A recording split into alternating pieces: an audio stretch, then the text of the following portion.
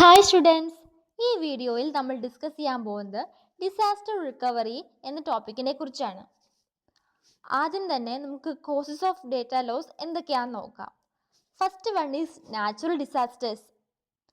അപ്പോൾ ഒരു natural disaster ഉണ്ടാവുകയാണെങ്കിൽ അവിടെ ഏകദേശം ഒരു 2% ഓഫ് ഡേറ്റ എങ്കിലും നഷ്ടപ്പെടാം.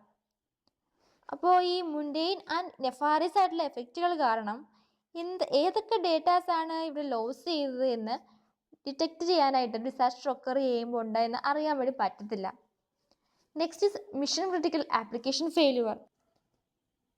ഇവിടെ നിന്ന് പറയുമ്പോൾ ഒരു ആപ്ലിക്കേഷൻ കുറച്ച് ദിവസത്തേക്ക് അൺയൂസബിൾ ആയിട്ട് നിൽക്കുകയാണെങ്കിൽ ഇതെന്ന് പറയുന്നത് ഒരു പെട്ടെന്ന് ഒരു വലിയ ഫെയിലുവർ ഉണ്ടാക്കാനുള്ള ചാൻസ് ഉണ്ട്. Network failure. അപ്പോൾ ക്ലൗഡും ക്ലയൻസും ഇൻ്റർനെറ്റിലൂടെയാണ് കണക്ട് ചെയ്തിരിക്കുന്നത്. അപ്പോൾ പെട്ടെന്ന് നെറ്റ്വർക്ക് ഫെയിലായി. അങ്ങനെ ആകുമ്പോൾ ആ ക്ലൗഡുമായിട്ടുള്ള കണക്ഷൻ ക്രാഷായി. അപ്പോൾ പെട്ടെന്ന് നമ്മുടെ വല്ല ഡേറ്റാസും സേവ് ചെയ്തൊക്കെ ഉണ്ടെങ്കിൽ അത് ലോസ് ആകും, ഡേറ്റാസും ആപ്ലിക്കേഷൻസൊക്കെ. Next is network intrusion. ആപ്ലിക്കേഷൻസിൽ വൈറസ് ഒക്കെ വന്നു കഴിഞ്ഞാൽ അപ്പോൾ അവിടെ ഒരു ഡിസാസ്റ്റർ ഉണ്ടാകാനുള്ള ചാൻസ് ഉണ്ട്. അടുത്തതാണ് ഹാക്കിംഗ് ഓർ മലീഷ്യസ് കോഡ്. ഒരു ഓർഗനൈസേഷൻ്റെ അകത്തും പുറത്തുമായിട്ട് ഡിസാസ്റ്റേഴ്സ് ഉണ്ടാകാം. അപ്പോൾ ഇതെന്ന് പറയുന്നത് ഇപ്പോൾ നമ്മൾ ഹാക്കിംഗ് അല്ലെങ്കിൽ മലീഷ്യസ് കോഡ് ഇതൊക്കെ പ്രിവെൻറ്റ് ചെയ്താൽ പോലും ഡേറ്റാസിനെ മോഡിഫൈ ചെയ്യുന്നത് അതായത് ഹാക്കിങ്ങും മലീഷ്യസ് കോഡിലൂടെ ഡേറ്റാസിനെ മോഡിഫൈ ചെയ്യുന്നത് നമ്മൾ പ്രിവെൻറ്റ് ചെയ്താൽ പോലും അവിടെയൊക്കെ ഡേറ്റാസ് ലോസ് ചെയ്യാനുള്ള ചാൻസ് ഉണ്ട്. System failure. അതായത് ഇപ്പം ഒരു ഓർഗനൈസേഷനുള്ള ഇൻഫ്രാസ്ട്രക്ചർ ഫെയിലായി കഴിഞ്ഞാൽ ആ ഓർഗനൈസേഷനുമായി കണക്ട് ചെയ്യുന്ന മൊത്തം സിസ്റ്റവും ഫെയിലായി പോകും. അപ്പോൾ ട്രഡീഷണൽ ആയിട്ട് ഡേറ്റാസിനെ ഡിസ്കവർ ചെയ്യാൻ പല മെത്തേഡുകളുണ്ട്. എന്തൊക്കെയാണെന്ന് നോക്കാം നമുക്കത്. അപ്പോൾ ഈ ട്രഡീഷണൽ ആയിട്ടുള്ള ഡിസാസ്റ്റർ റിക്കവറിനെ 6 ടയേഴ്സ് ആയിട്ട് ഡിവൈഡ് ചെയ്തിട്ടുണ്ട്. First one is tier 0. അപ്പം ഓഫ് സൈറ്റ് ഡേറ്റ ഇല്ല എന്ന് വെച്ചാൽ അവിടെ ഒരു തരത്തിലുള്ള ഡിസാസ്റ്റർ റിക്കവറിയും ഇല്ല.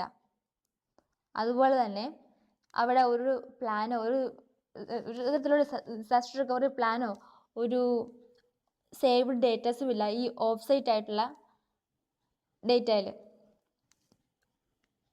അപ്പോൾ ഇവിടെ ഒരു ഡേറ്റനെ റിക്കവർ ചെയ്യണമെന്ന് വിചാരിച്ചാൽ അവിടെ ആഴ്ചകളെടുക്കും, ചിലപ്പോൾ അത് അൺസക്സസ്ഫുൾ ആയെന്നും ഇരിക്കും. അടുത്തതാണ് ടയർ 1. ഇവിടെ ഒരു ഹോട്ട് സൈറ്റ് ഇല്ലാത്ത ഒരു ഡേറ്റ ബാക്കപ്പ് ഇവിടെ നടത്തുക എന്ന് വെച്ചാൽ ഡേറ്റയെ ഒരു ഓഫ് സൈറ്റിലേക്ക് പിന്നെയും ബാക്കപ്പിനായിട്ട് എടുക്കുക, ഒരു ഹോട്ട് സൈറ്റ് ഉപയോഗിക്കാതെ. അപ്പോൾ ഈ ഡേറ്റയെ റിട്രീവ് ചെയ്യാനായിട്ട് അതായത് ഇപ്പം നമ്മൾ ഡേറ്റാസിൻ്റെ ബാക്കപ്പ് ചെയ്തെന്ന് പറഞ്ഞില്ലേ, ആ ഡേറ്റാസിനെ റിട്രീവ് ചെയ്യുക എന്ന് പറയുന്നത് ടൈം ടേക്കൺ പ്രോസസ്സിംഗ് ആണ്. ഇതെന്ന് പറയുന്നത് എന്താണെന്ന് വെച്ചാൽ നമുക്ക് റെഡൻഡൻ്റ് ആയിട്ടുള്ള സർവീസ് ഒന്നും ഇല്ല എങ്കിൽ ഇതൊരു ടൈം ടേക്കിംഗ് പ്രോസസ്സാണ് അപ്രോപ്രിയേറ്റ് ആയിട്ടുള്ള സിസ്റ്റംസ് ലൊക്കേറ്റ് ചെയ്യുകയും കോൺഫിഗർ ചെയ്യുകയൊക്കെ ചെയ്യാൻ വേണ്ടിയിട്ട്. അപ്പോൾ അടുത്തതാണ് ടയർ 2. ഇവിടെ എന്ന് പറയുമ്പോൾ ഹോട്ട് സൈറ്റുമായിട്ടുള്ള ഡേറ്റ ബാക്കപ്പ് ആണ് നടക്കുന്നത്. എന്ന് വെച്ചാൽ ഓർഗനൈസേഷൻസ് ഡേറ്റ ബാക്കപ്പിനെ മെയിൻറ്റെയിൻ ചെയ്യുന്നു. ഡേറ്റ ബാക്കപ്പിനെ മാത്രമല്ല ഹോട്ട് സൈറ്റിനെ മെയിൻറ്റെയിൻ ചെയ്യുന്നു. ഇതെന്ന് പറയുന്നത് ഫാസ്റ്റസ്റ്റ് ആയിട്ടുള്ള പ്രോസസ്സാണ്. അപ്പോൾ ഒരു ഹോട്ട് ബാക്കപ്പ് സൈറ്റ് ഉണ്ടെന്ന് പറയുമ്പോൾ ഇപ്പോൾ ഡിസാസ്റ്റർ ഒക്കർ ചെയ്യുകയാണെങ്കിലും നമുക്ക് ആപ്ലിക്കേഷൻസിന് സ്റ്റാൻഡ് ബൈ സർവീസിൽ റൺ ചെയ്യാൻ വേണ്ടി പറ്റും.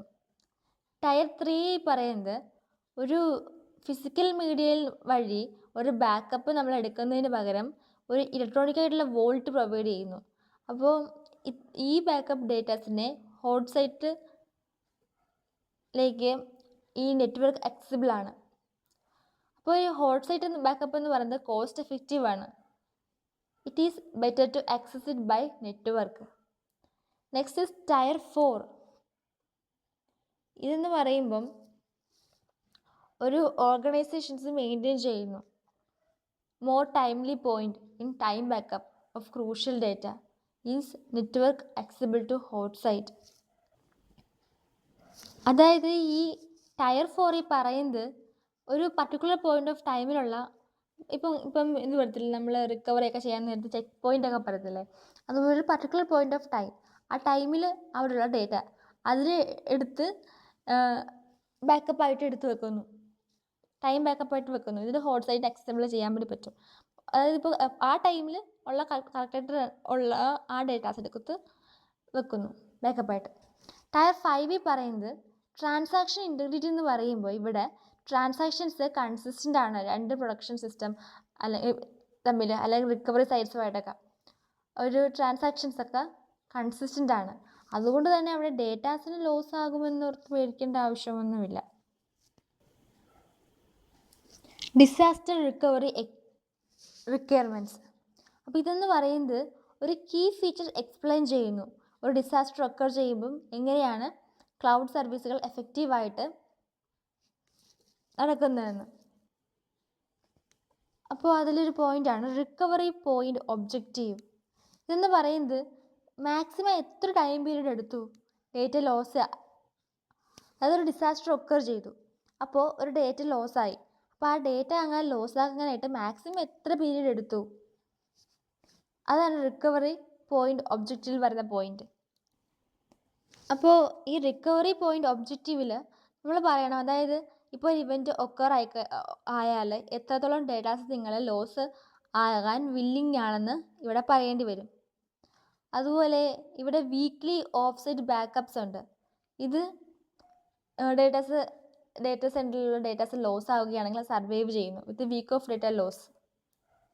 അപ്പം ഡേറ്റ ഓഫ്സൈറ്റ് ബാക്കപ്സ് ആണ്, ഡെയിലി ഓഫ്സെറ്റ് ബാക്കപ്സ് ആണ് ഈവൻ ബെറ്റർ. അതായത് ഇപ്പം നമ്മൾ വീക്ക്ലി ഓഫ്സെറ്റ് ആയിട്ടുള്ള ബാക്കപ്സ് ആണ് ഉപയോഗിക്കുന്നതെങ്കിൽ നമ്മുടെ ആഴ്ചയിലായിരിക്കും നമ്മൾ ഡേറ്റാസൊക്കെ സ്റ്റോർ ചെയ്യുന്നത്.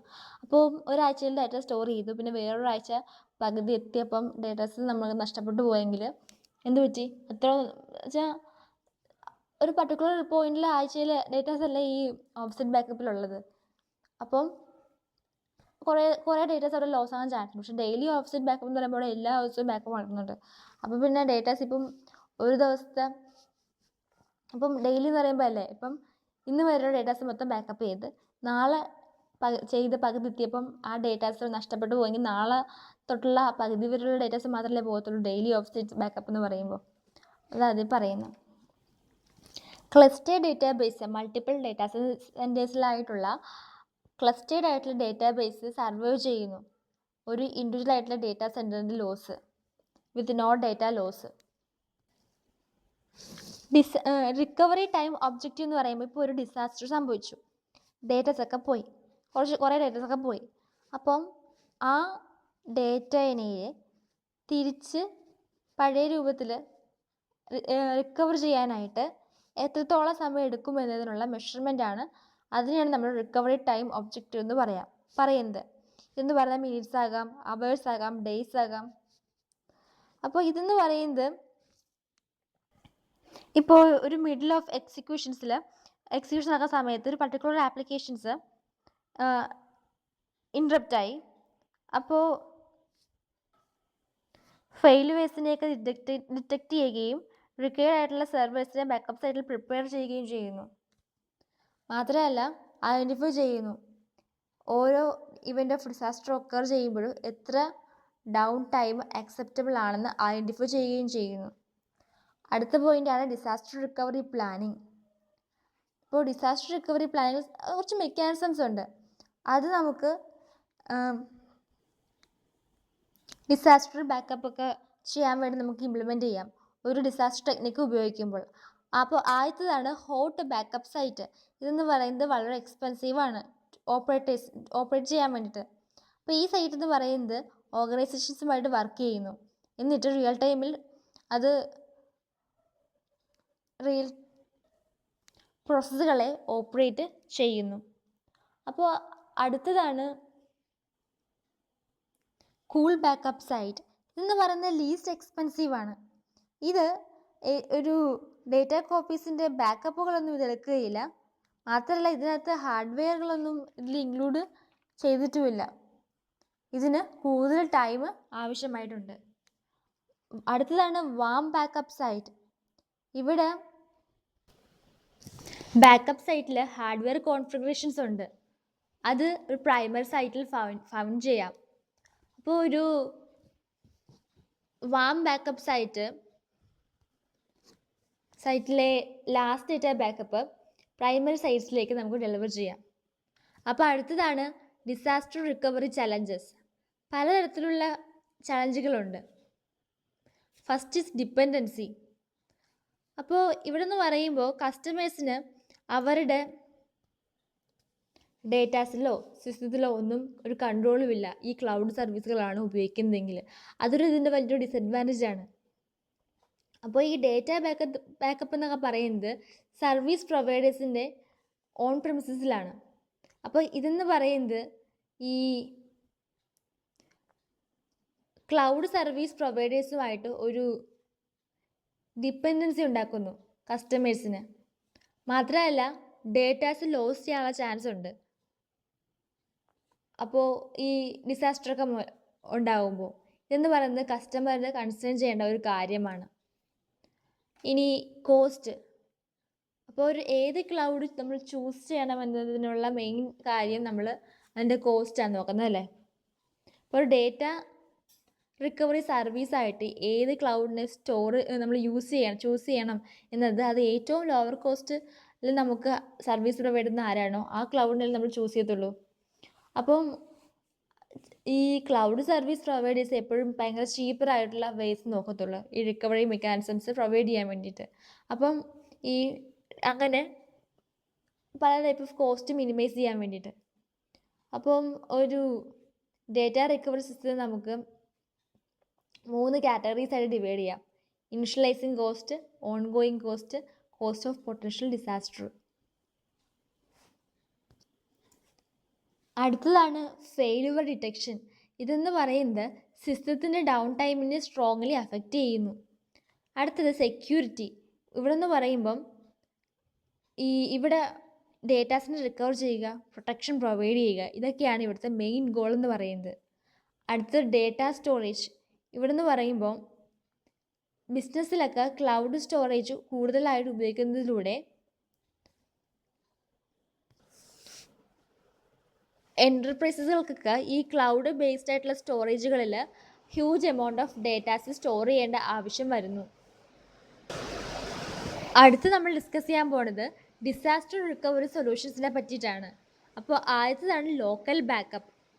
അപ്പോൾ ഇവിടെ നിന്ന് പറയുമ്പം ഈ ലിനക്സ് ബോക്സ് അത് നമുക്ക് കസ്റ്റമറുടെ സൈഡിൽ നമുക്ക് ഡിപ്ലോയ് ചെയ്യാൻ വേണ്ടി പറ്റും. ഇതെന്ന് പറയുന്നത് ഡേറ്റാസിനെ കൺട്രോൾ ചെയ്യാൻ വേണ്ടി പറ്റും. മാത്രമല്ല ഈ ഡേറ്റ അല്ലെങ്കിൽ ഒരു കംപ്ലീറ്റ് ആപ്ലിക്കേഷൻസിൻ്റെയൊക്കെ ബാക്കപ്പ് എടുക്കാൻ വേണ്ടി പറ്റും. ഈ ടെക്നിക്ക് ഉപയോഗിച്ചിട്ട് പബ്ലിക്കിൽ നിന്ന് പ്രൈവറ്റിലേക്കും പ്രൈവറ്റിൽ നിന്ന് പബ്ലിക്കിലേക്കുമുള്ള മൈഗ്രേഷൻസും പോസിബിളാണ്. അടുത്തതാണ് ജോഗ്രഫിക്കൽ റെഡൻഡൻസി ആൻഡ് ബാക്കപ്പ്. ഇവിടെ നിന്ന് പറയുമ്പം ഈ ജോഗ്രഫിക്കൽ ആയിട്ടുള്ള റെഡൻഡൻസി പ്രൊവൈഡ് ചെയ്യുക എന്ന് പറയുന്നത് ഒരു എക്സ്പെൻസീവും അൺഅഫോർഡബിളും ആണ്. എങ്കിലും ഇപ്പം 2 ക്ലൗഡ് സോണുകളുണ്ട്. ഒരു ക്ലൗഡ് സോൺ എന്ന് പറയുന്നത് മറ്റൊരു ക്ലൗഡ് സോണിൻ്റെ ഒരു റിപ്ലിക്കേഷനാണ്. അപ്പോൾ അങ്ങനെയാണെങ്കിൽ ഇപ്പോൾ ഏതെങ്കിലും ഒരു സോൺ ഡൗൺ ആയി കഴിഞ്ഞാൽ നമുക്ക് മറ്റൊരു സോണിൽ നിന്നും സർവീസുകളൊക്കെ ലഭിക്കുമല്ലോ. അപ്പം ഇവിടെ ഒരു മോഡ്യൂളുണ്ട്. അത് സോണുകളിലെ ഡിസാസ്റ്ററുകൾ ഡിറ്റക്റ്റ് ചെയ്യാനായിട്ട് ഇതെപ്പോഴും മോണിറ്റർ ചെയ്തുകൊണ്ടിരിക്കുന്നു. ഈ കേസിൽ പറയുന്നത് ഏകദേശം 3 ബാക്കപ്പ് ലൊക്കേഷൻസ് എങ്കിലും വേണം ഈ ബിസിനസ് ഡാറ്റാസ് ഒക്കെ സ്റ്റോർ ചെയ്യാൻ വേണ്ടിയിട്ട്. അപ്പോൾ ഈ യൂസേഴ്സ് ഡാറ്റ അതെന്ന് പറയുന്നത് 3 ഡിഫറെൻ്റ് ആയിട്ടുള്ള ജോഗ്രഫിക്കൽ ലൊക്കേഷൻസിലെങ്കിലും സ്റ്റോർ ചെയ്യണം. ലോക്കൽ ബാക്കപ്പും റിമോട്ട് ബാക്കപ്പും ഉപയോഗിക്കണം. അതായത് ലോക്കൽ ബാക്കപ്പ് സെർവേഴ്സും റിമോട്ട് ബാക്കപ്പ് സെർവേഴ്സും ഉപയോഗിക്കണം. LBSും RBSും ഉപയോഗിക്കണം. ഇവിടെ റിസോഴ്സ് മാനേജ്മെൻറ്റ് പറയുന്നത് ഫാസ്റ്റസ്റ്റ് ആയിട്ടുള്ള ഡിസ്ക് ടെക്നോളജീസ് ഇവിടെ ഉപയോഗിക്കുക. അതായത് ഡേഞ്ചറിൽ നിൽക്കാൻ സാധ്യതയുള്ള ഡേറ്റാസ് അവയെ റിപ്ലിക്കേറ്റ് ചെയ്യാൻ വേണ്ടിയിട്ട് ഫാസ്റ്റർ ആയിട്ടുള്ള ഡിസ്ക് ടെക്നോളജീസ് ഉപയോഗിക്കുക. In the event of a disaster changing the dirty page threshold. അതായത് ഒരു ഡർട്ടി പേജസിൻ്റെ പെർസെൻറ്റേജ് എന്ന് പറയുന്നത് റാമിലെ ഡർട്ടി പേജസിൻ്റെ പെർസെൻറ്റേജ് എന്ന് പറയുന്നത് വെയ്റ്റഡ് ആയിരിക്കണം. For flushing to disk might be reduced. അതായത് ഈ ഡിസ്കിൽ ഫ്രീ ആയിട്ട് നിൽക്കാൻ വേണ്ടി വെയിറ്റ് ചെയ്യുന്ന കുറേ ഡയറക്ടറി പേജുകളില്ലേ റാമിലൊക്കെ, ഡിസ്കിലേക്ക് ഫ്ലഷ് ആകാൻ വേണ്ടിയിട്ട്, അത് റെഡ്യൂസ് ചെയ്യണം. Next is prediction and replacement of risky devices. അപ്പോൾ ഇതിൽ മറ്റൊരു ഇമ്പോർട്ടൻ്റ് ആയിട്ടുള്ള ഫാക്ടറാണ് power consumption, heat reception, carbon utilisation. അതുപോലെ തന്നെ ഒരു സ്പെസിഫിക് പീരീഡ് ഓഫ് ടൈമിൽ ഇതുപോലെ തന്നെ ഇമ്പോർട്ടൻസ് ഓഫ് ഡേറ്റാസ് ഒക്കെ കാൽക്കുലേറ്റ് ചെയ്യാൻ വേണ്ടി പറ്റും. അടുത്തതാണ് സ്കെയിൽ അപ്പ് ഓർ ഡൗൺ. അപ്പോൾ ഇത്തരത്തിലുള്ള ഇവിടെ ഈ മാനേജ്മെൻറ്റ് എൻജിനിൽ